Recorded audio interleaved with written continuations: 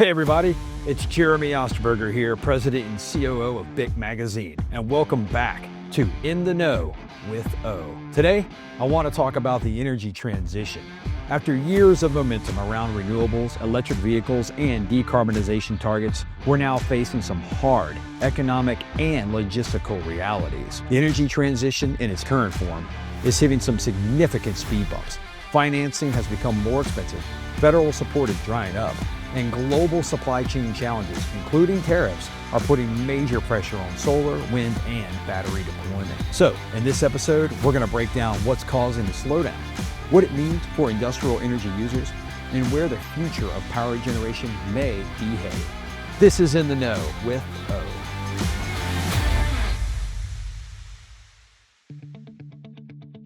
As it stands now, three key factors are contributing to the current stall in the green transition here in the U.S. As 2/3 of baby boomers are retiring, the flow of capital that once supported higher risk investments has dramatically shrunk.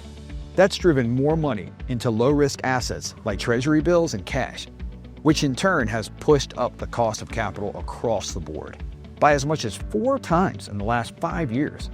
That's a game changer for projects that require big upfront investment, especially in renewables. With traditional natural gas or coal plants, only a fraction of the lifetime costs are paid up front. Most of the expense comes later, through fuel purchases. But wind and solar are front-loaded. About 2/3 of their total costs must be paid before they ever produce a single megawatt. That means higher interest rates and fewer investors can quickly make the economics unworkable. Government support that helped bridge that financial gap is no longer flowing at the same levels. Under the Inflation Reduction Act, the Biden administration provided significant incentives to support renewable projects. As the support has slowed or halted under current policies, developers are left without a financial cushion, just as borrowing becomes more expensive. Perhaps most disruptive in the near term are tariffs. The U.S. recently imposed a 145% tariff on Chinese-made photovoltaic cells, which dominate the global solar supply chain.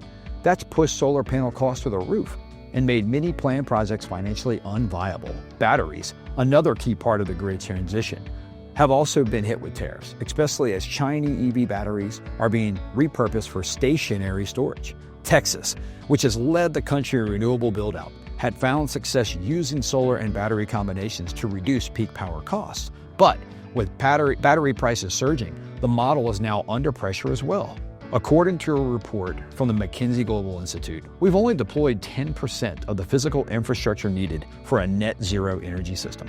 That includes everything from power plants to vehicles to pipelines. McKinsey identifies 25 major physical challenges the world must overcome to reach energy transition goals, and half of those are in the toughest category: technology gaps, scaling problems, and highly complex industrial processes. We're not just talking about switching fuels. In McKinsey's words, we're not replacing the light bulb, we're rewiring the entire house. That's especially true for sectors like steel, cement, ammonia, and plastics, where low emissions alternatives exist, but they're not yet mature, scalable, or affordable. And even in easier to address areas like EVs and heat pumps, we're still in the early stages of adoption. So, where does this leave us? The green transition isn't dead, but in the US, it's clearly entering a new phase, one that's slower, more capital constrained, and more focused on domestic industrial capacity. As always, thanks for watching. For more videos, news, and podcasts, visit bicmagazine.com. And remember, it's what we do together that counts.